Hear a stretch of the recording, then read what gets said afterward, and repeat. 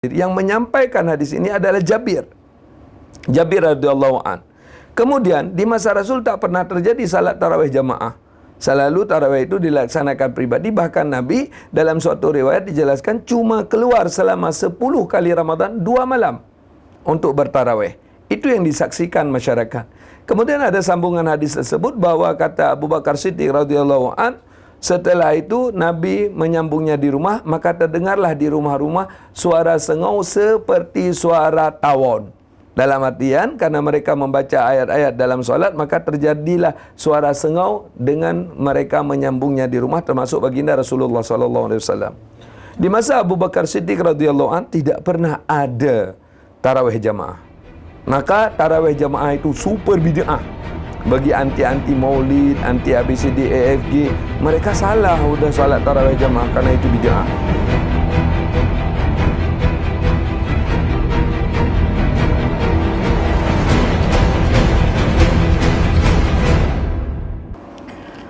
Assalamualaikum warahmatullahi wabarakatuh. Kembali lagi dengan saya Siti Aminah di channel PHTM, tepatnya di episode ke-62 tahun ketiga edisi Kamis 23 Maret 2023. Ini pertama kita Ramadan bertepatan 1444 Hijriah.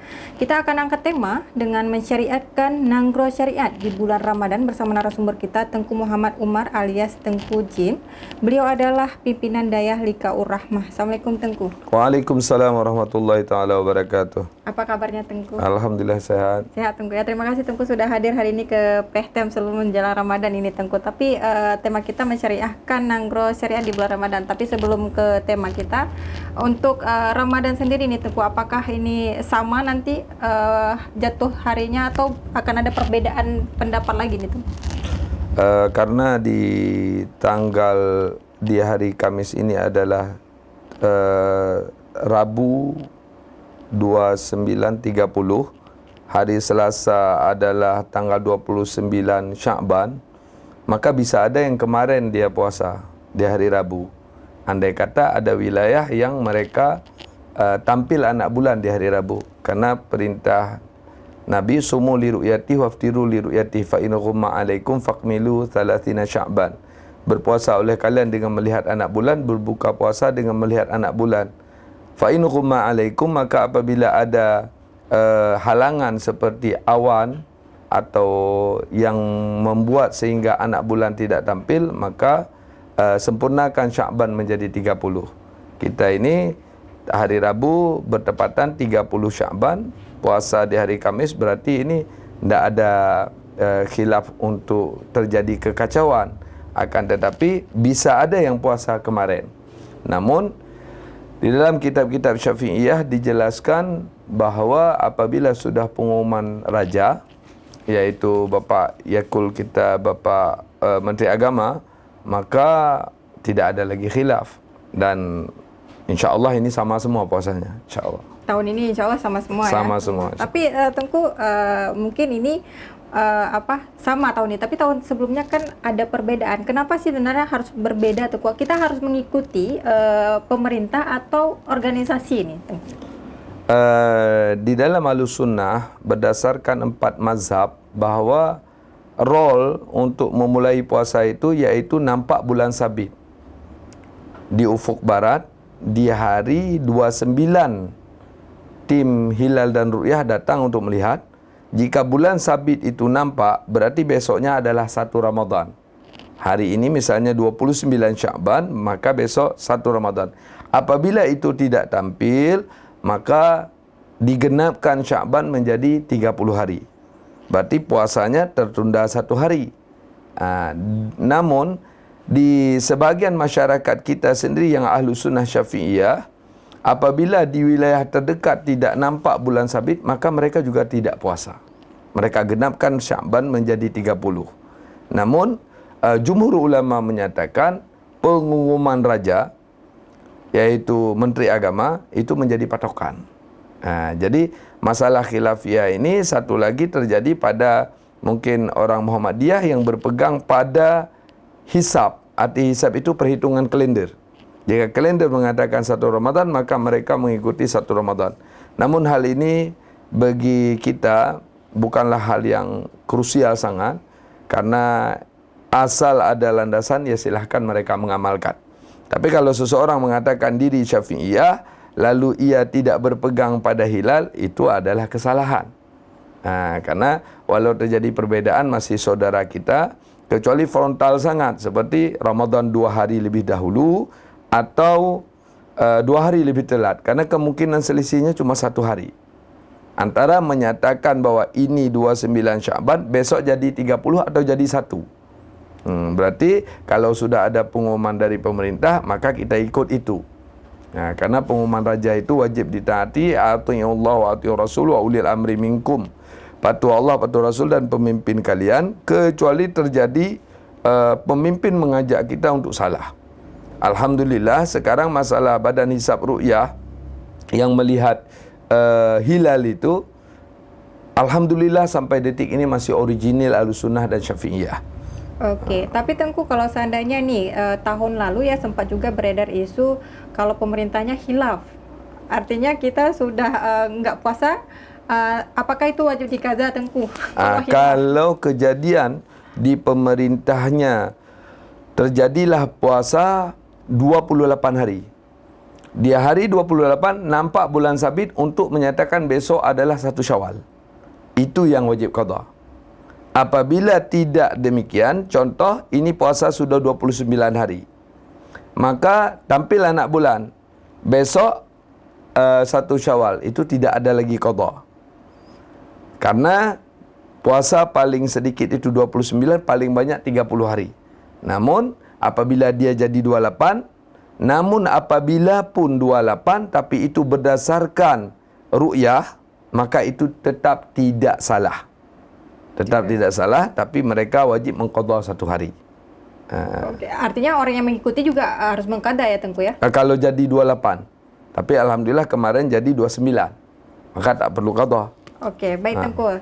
Baik, ini kita akan berbicara tentang tema kita, mensyariahkan nanggro syariat di bulan Ramadan. Tentu apa yang paling berat di bulan Ramadan kali ini dibandingkan tahun lalu ini, Tengku? Karena kan kita melihat beberapa misalnya seperti wilayatul hisbah tidak lagi berjalan semaksimal mungkin.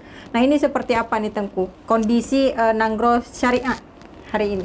Alhamdulillah, nanggro syariat itu adalah nama yang cukup menyenangkan bagi rakyat Aceh yang merupakan daerah istimewa dan mendapat otonomi.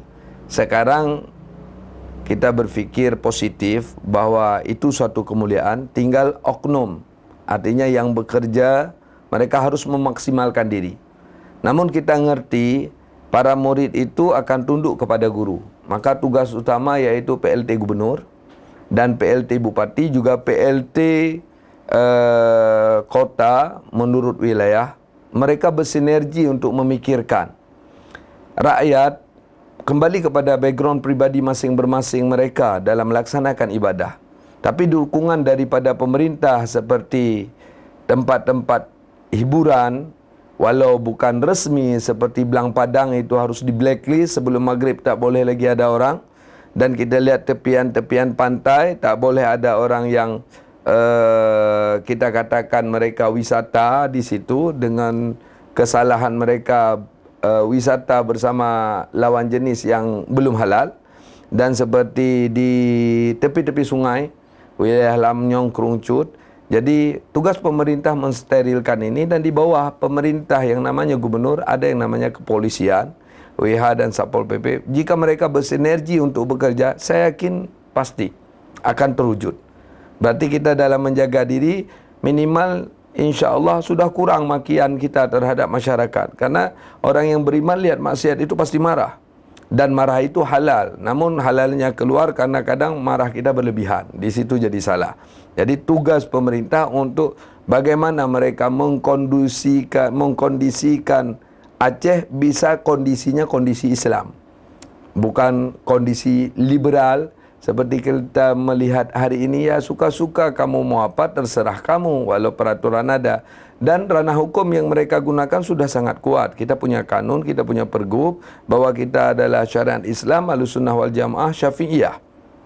Dan mungkin akan terjadi pertikaian sedikit dengan masjid-masjid yang mereka tidak mau ikut pemerintah, yaitu tidak pegang pada pergub Syafi'iyah, walau mereka menamakan diri Ahlussunnah wal Jamaah. Mungkin demikian. Oke, Tengku. Tapi ini berkaitan tentang misalnya di bulan Ramadan, kemudian tarawih. Tentu banyak ini kafe-kafe yang buka juga di Tengku. Apakah kafe-kafe yang ada di Kota Banda Aceh atau seluruh Aceh ini harus ditutup nih, Tengku, atau seperti apa? Sebenarnya kepada singa, harimau, citah atau macan, rusa-rusa itu pada takut pada mereka. Kalau rusa tahu bahwa itu harimau bisa menerkam mereka. Namun kenapa rusa tak takut lagi pada harimau? Karena mungkin harimaunya sudah meninggal atau harimaunya sudah rontok giginya. Maka enggak akan tergigit lagi.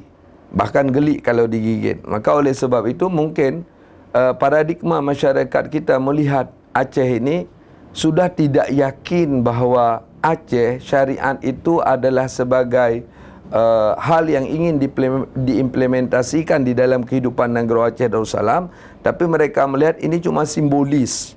Bahkan ada masyarakat yang lebih miris dalam berfikir itu cuma untuk mendatangkan proyek-proyek. Maka saya berkeyakinan Pak PLT, baik gubernur, wali kota, bupati punya kesungguhan, karena setahu saya seluruh Aceh yang jadi pemimpin kita orang Islam semua. Maka mereka bertanggungjawab dengan Allah, bukan dengan kita.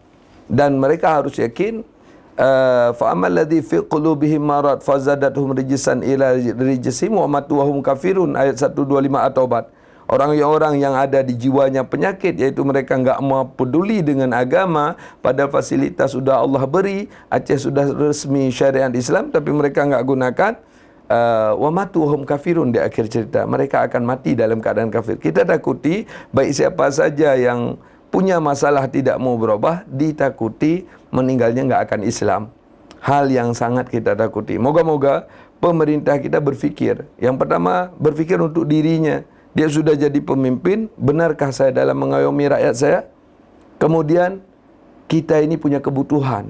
Ayoman dari mereka adalah kebutuhan bagi kita. Orang yang tidak peduli kebutuhan orang lain itu orang yang keras hatinya. Semoga pemimpin kita jadi pemimpin yang religi dan lembut hatinya, insya-Allah. Amin ya rabbal alamin. Kemudian Tengku, ini juga banyak masih perdebatan setiap kali menjelang Ramadan. Ini menjadi pembahasan yang selalu tidak pernah usai ini, Tengku, tentang perbedaan rakaat nih antara Ahlussunnah wal Jamaah dengan Muhammadiyah. Ada yang 13, ada yang 20. Itu seperti apa, Tengku? Dan bagaimana cara biar perbedaan ini tidak menjadi sebuah permusuhan?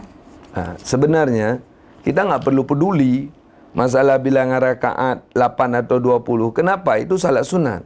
Tapi kenapa jadi masalah hari ini? Yang diperbincangkan, yang diperdebatkan adalah 8 dan 20. Sebenarnya bukan bidang rakaat. Sekarang atiullah wa atiur rasul wa ulil amri minkum. Patuh Allah, patuh Rasul dan pemimpin kamu. Katakanlah mereka-mereka yang ngomong kembalilah kepada Quran dan hadis, yang sampai detik ini mereka dalam keadaan mabuk, tidak sadar bahawa Imam Bukhari yang hafal hadis 600.000, lahir tahun 194 Hijriah, beliau adalah pengikut mazhab Imam Syafi'i. Tapi kita bisa dapati di negara Aceh Darussalam dan di Indonesia secara umum, banyak mereka-mereka yang berani menafsirkan hadis sendiri, menafsirkan ayat sendiri, sehingga mereka lah penyebab kekacauan agama di negeri kita. Jika kita semua mau membaca ijma' sahabat bahawa salat tarawih itu 20. Ijma' tabi'in salat tarawih itu 20. Tabi'in 20. Para muhaddisin Bukhari, Muslim, Nasai, Ibnu Majah, Tirmizi 20. Kalau kita bilang Ahlussunnah wal Jamaah, pengikut Nabi dan pengikut jamaah Nabi, kenapa kita masih tidak urung diri untuk sadar bahawa kita tak mungkin memahami Al-Quran dan hadis secara langsung, harus ikut ahlinya. Imam Bukhari saja ikut ahli, yaitu Imam Syafi'i radhiyallahu an. Kok kita berani mikir sendiri dengan menghafal hadis ala bina Rasulullah sallallahu alaihi wasallam samaniyat rakaat. Nabi salat bersama kami 8 rakaat. Suma autar, kemudian Nabi berwitir. Yang menyampaikan hadis ini adalah Jabir radhiyallahu an. Kemudian di masa Rasul tak pernah terjadi salat tarawih jamaah. Selalu tarawih itu dilaksanakan pribadi. Bahkan Nabi dalam suatu riwayat dijelaskan cuma keluar selama 10 kali Ramadan 2 malam untuk bertarawih. Itu yang disaksikan masyarakat. Kemudian ada sambungan hadis tersebut bahwa kata Abu Bakar Siddiq radhiyallahu an, Setelah itu Nabi menyambungnya di rumah, maka terdengarlah di rumah-rumah suara sengau seperti suara tawon. Dalam artian karena mereka membaca ayat-ayat dalam solat, maka terjadilah suara sengau dengan mereka menyambungnya di rumah, termasuk baginda Rasulullah SAW. Di masa Abu Bakar Siddiq radhiyallahu an tidak pernah ada tarawih jamaah. Maka tarawih jamaah itu super bid'ah. Bagi anti-anti maulid, anti ABCD, EFG, mereka salah sudah salat tarawih jamaah karena itu bid'ah. Karena Nabi tidak melakukannya, Abu Bakar tidak melakukannya. Di masa Umar bin Khattab radhiyallahu an, di situ baru terjadi tarawih berjamaah yang diimami oleh Jabir sendiri, dan menjadi makmum adalah Umar bin Khattab radhiyallahu an. Maka di sana nyata Jabir sebagai sahabat yang terpuji di masa Rasulullah, kemudian Umar orang yang haram dilawan dan ijma' di dalam Ahlussunnah wal Jamaah, menyalahkan Umar bin Khattab, itu hukumnya murtad. Kenapa? Karena ada hadis sahih kata baginda SAW sebelum Rasulullah wafat beberapa 2 minggu lagi lebih kurang, Rasulullah berkhutbah, lalu Nabi mengatakan, Inilah adri kadra bakai indakum. Saya enggak tahu berapa lama saya akan hidup bersama kalian. Itabi min ba'di Abu Bakar wa Umar. Ikut setelah saya Abu Bakar dan Umar. Maka orang yang menyalahkan Abu Bakar dan Umar, ijma' ahlu sunnah kecuali Syiah, hukumnya dia telah keluar dari Islam, yaitu kena ayat 217 surat Al-Baqarah. Faman yartaddid minkum fayamut wa huwa kafir. Orang yang murtad dari kamu, dia matinya kafir.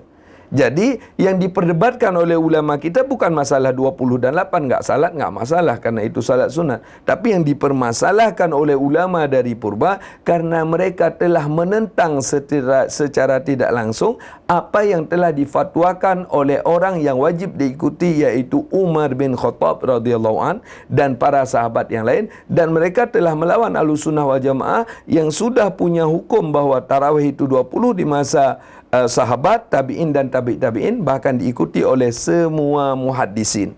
Maka masyarakat kita yang melaksanakan salat tarawih 8, mereka tidak kita salahkan. Karena kebodohan mereka, maka mereka jadi begitu.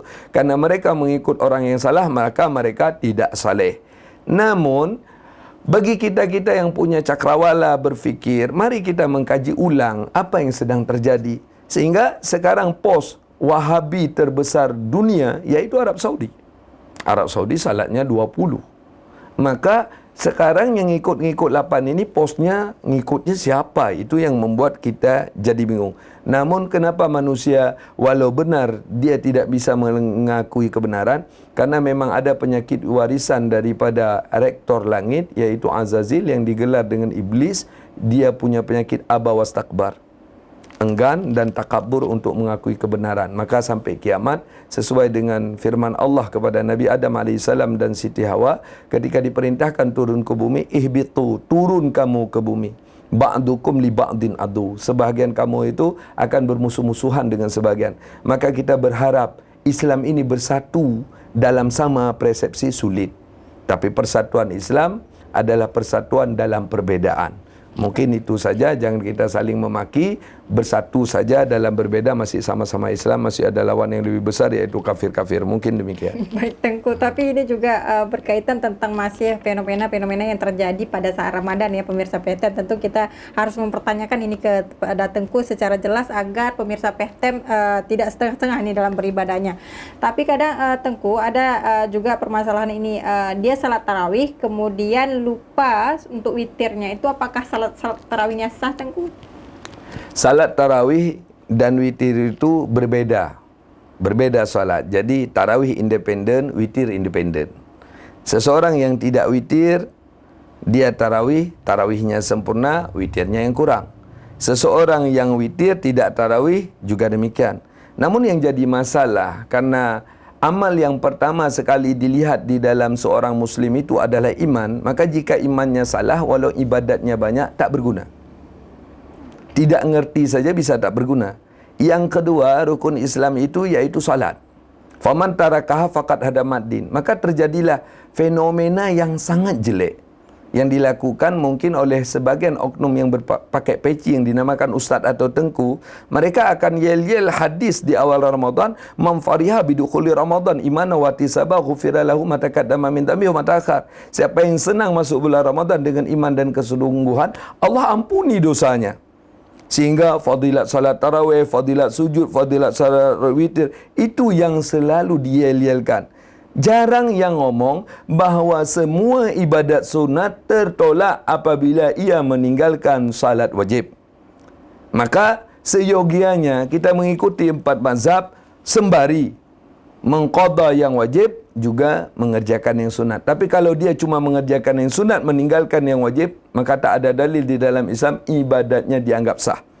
Kemudian daripada itu, selalu masyarakat berfikir bahawa puasa adalah bulan yang makbulah. Benar. Bagi siapa? Bagi orang-orang yang tidak melakukan kesalahan di bulan Ramadan. Karena kata Nabi, inna ummati lam yujazu maqamu syahr Ramadan. Umatku tidak diberi pahala 1 rupiah pun apapun yang ia kerjakan di bulan Ramadan. Maka sahabat bertanya, ma khizyuhum ya Rasul? Apa salah mereka ya Rasul? Jawab Rasul, man intahaka fi muharaman, orang yang tidak meninggalkan haram. Au amala sayatan, atau dia beramal amal jahat, au syaraba khamran, atau dia minum tuak, iaitu seperti dia makan makanan haram yang sudah jelas-jelas ikan panggang itu misalnya enggak disucikan di depan mata kita, kalau tidak kita lihat itu masih pada kategori syubhat, lalu mereka memakannya. Au zana, atau dia berzina, lam yuqbal minhu ramadana, tidak Allah terima Ramadannya. Tapi itu tidak parah, ada yang lebih parah. Wala anahullahu wa malaikatu ila misli minal haulin. Orang yang berbuat salah di bulan Ramadan, Allah kutuk sampai Ramadan yang akan datang. Fa imata, maka jika ia mati, falaysa indallah hasanah, maka di sisi Allah dia tidak punya nilai kebaikan walau sedikit. Namun kita selalu mengobsesi masyarakat apabila sudah sujud tarawih 1 rakaat begini pahalanya, witir begini, kurang penekanan yang wajib tidak dikerjakan. Apabila sudah pakai make up, pakai celak, pakai sepatu hak tinggi sudah indah, kita enggak beritahu bahawa mereka belum pakai baju. Ini masalah. Maka fokus kita kepada sunat bagus apabila wajib-wajib sudah diselesaikan. Baik, Tengku, menarik sekali ya pemirsa PTM, tapi ini juga masih sering ini Tengku terjadi. Bukan hanya di daerah Jawa, tapi di kota Banda Aceh juga kerap sekali terjadi. Ada masjid-masjid yang memang jadi hunting ya para jamaah. Misalnya ada masjid yang ini cepat nih sholatnya, misalnya 23 rakaat bisa jadi cuma 5 menit ini Tengku. Itu seperti apa hukumnya sholat tanpa tumak ninah itu seperti apa Tengku? Kalau salat tanpa tumak ninah, ijma' tidak sah. Tidak sah Tengku? Tidak sah. Tapi kalau salat tanpa sunat, salat itu sah. Namun itu tidak di orang yang lawan dengan kita saja. Di kita saja juga kadang-kadang lomba-lomba. Misalnya kami para imam bertemu imam yang lain nanya, kamu jam berapa selesai? Saya jam 9. Oh, saya jam 9 kurang 15 sudah selesai. Maka ini salah dalam memaknai ibadah. Semua orang suka berlama-lama dengan istri dan anak, suka berlama-lama ketika ia makan atau menikmati alam semesta ini. Tapi kita yakin walau kita pribadi, tidak ada orang yang suka sama salat supaya lama-lama.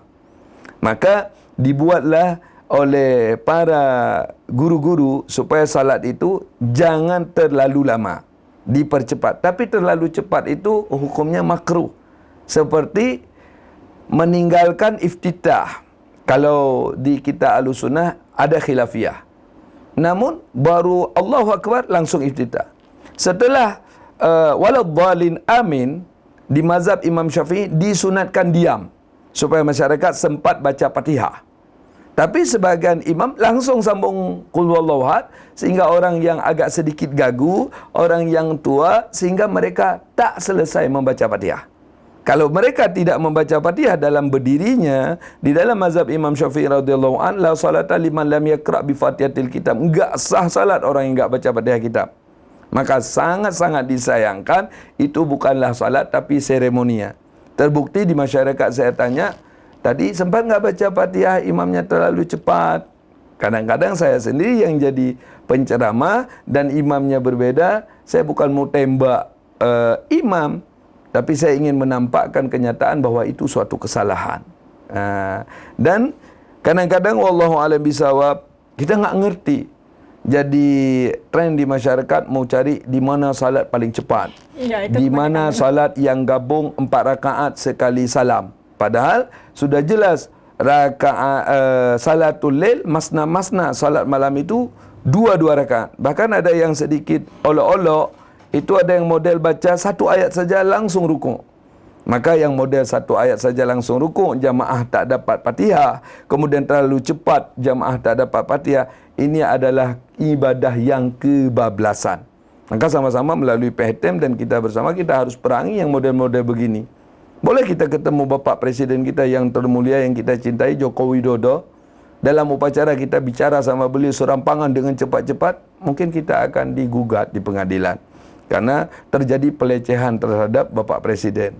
Jadi kadang-kadang salat ini dari momennya tadi ibadat bisa jadi pelecehan karena rebut-rebut cepat selesai. Maka hal ini ya harus sama-sama oleh para ulama, para ustaz dan para tengku mensosialisasikan ini tidak baik dan bukan terlalu lambat.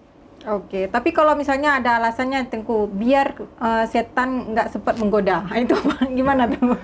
Biar setan tak bisa menggoda, itu saya anggap cuma sebagai alasan. Alasan saja Tengku ya. Pernah Rasulullah SAW ngomong sama mama kita Siti Aisyah radhiyallahu anha, apabila menyatu laki-laki dan perempuan di sana ada syaitan.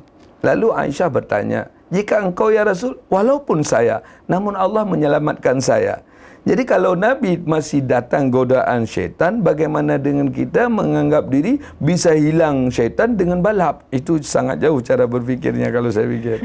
Baik Tengku, kemudian Tengku ini terjadi kerap juga terjadi perbincangan Tengku, karena memang masyarakat perlu tahu tentang waktu imsak. Apakah waktu imsak itu pas bunyi seruni dari masjid atau bisa 5 menit sebelum azan? Atau pas Allahu Akbar, takbir azan pertama, itu seperti apa Tengku? Jadi imsak ini yaitu arti lughawiyah daripada kata-kata puasa. Arti puasa itu menahan diri. Kemudian arti kata-kata puasa secara syariat yaitu al-imsaku anil muftiri min tulu'il fajri ila ghurubi syamsi. Menahan diri daripada yang membatalkan puasa dari terbit fajar sampai terbenam matahari. Maka dibuatlah kata-kata imsak di dalam insakiyah bahwa kamu sudah boleh tahan diri. Namun pemerintah kita, Departemen Agama di masa purba, saya tidak bisa tentukan tahunnya, mungkin dari masa Pak Soeharto atau sebelum itu, dibuatlah cetusan imsak di kalender imsakiyah diawalkan 10 menit. Supaya masyarakat yang kebablasan telat bangun, sempat mereka gunakan durasi waktu 7 menit untuk mengejar makannya, atau kepedasan untuk mengejar minumnya. Jadi imsak tetap diawalkan 10 menit. Kita kalau memang mau makan, jaga jangan lewat 10 menit. Kemudian berbuka, itu pas waktunya. Namun ada suatu organisasi agama, atau boleh kita katakan sekte di Banda Aceh maju, di Indonesia maju, di dunia maju. Boleh saya singkat dengan sekte SH, yang mereka tak boleh buka puasa kalau tidak melihat mentari terbenam. Ini sekte mirip ahlu sunnah tapi sekte sakit. Bahkan mereka sudah menggunakan tempat-tempat yang agung di Aceh untuk membuat seminar-seminar mereka. Ini sekte sakit. Dalam ketauhidan, dalam fikih banyak salah, sehingga sudah banyak di Banda Aceh pengikut mereka. Mereka tak akan buka jika tak ada perwakilan mereka seorang yang melihat mentari benar-benar terbenam.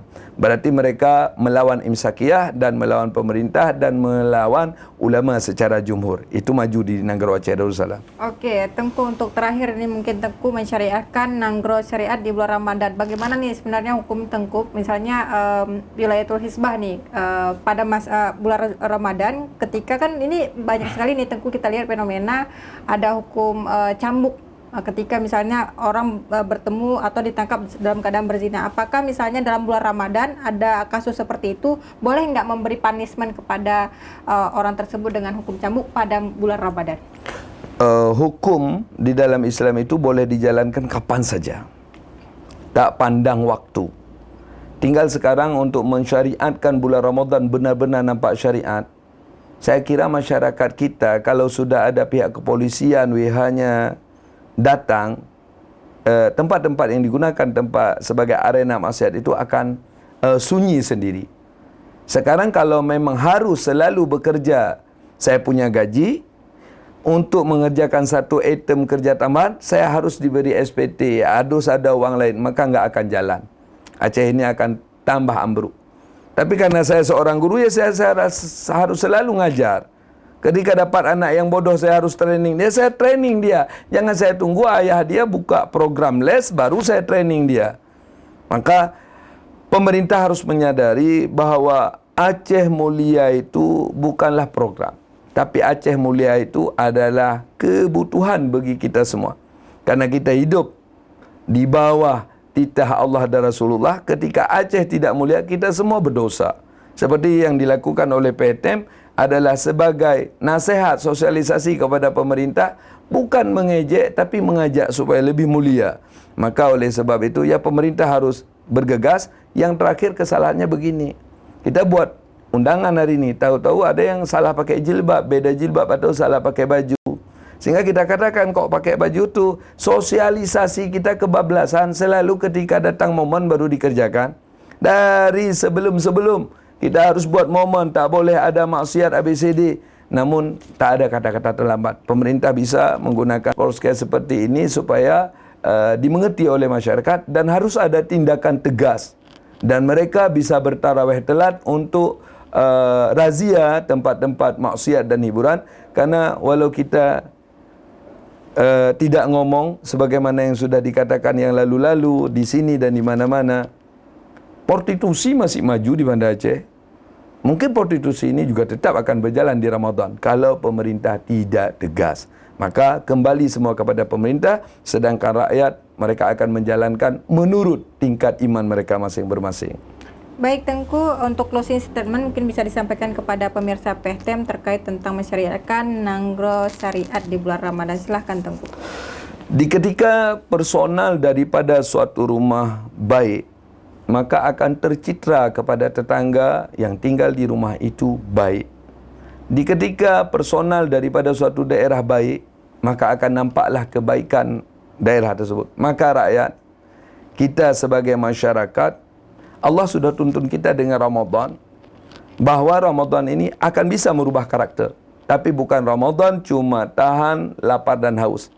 Kita harus jaga hati kita, perilaku kita, moral kita dari hal-hal yang tercela yang kita dapati ilmu dari guru-guru atau dari membaca. InsyaAllah dengan sebab begitu, kita yakin firman Allah, "Lau ana ahlal qura amanu wattaqau la fatahna barakatan minas sama'i wal ard." Jika ada isi suatu negeri beriman dan bertakwa, Allah akan buka kemakmuran bagi negeri tersebut. Namun apabila tidak kebalikannya, dengan nama yang agung syariat Islam, daerah istimewa, mendapat otsus lagi, na'udzubillahi min dzalik, sangat ditakuti dengan dasar ayat dan hadis, Aceh mungkin akan kedatangan tsunami 2 atau tsunami 3. Kenapa? Karena rakyatnya demikian. Mungkin demikian. Baik, terima kasih atas waktunya Tengku, karena waktu kita sangat terbatas. Baik pemirsa PTM, tonton terus podcast kita di setiap hari Senin dan Kamis, dan jangan lupa untuk tekan lonceng untuk mendapatkan informasi terbaru. Kami dari kru PTM mengucapkan selamat menjalankan ibadah puasa, semoga kita sehat walafiat. Like and share, subscribe juga podcast kita, dan saya Siti Aminah mohon undur diri. Assalamualaikum warahmatullahi wabarakatuh. Waalaikumsalam warahmatullahi wabarakatuh.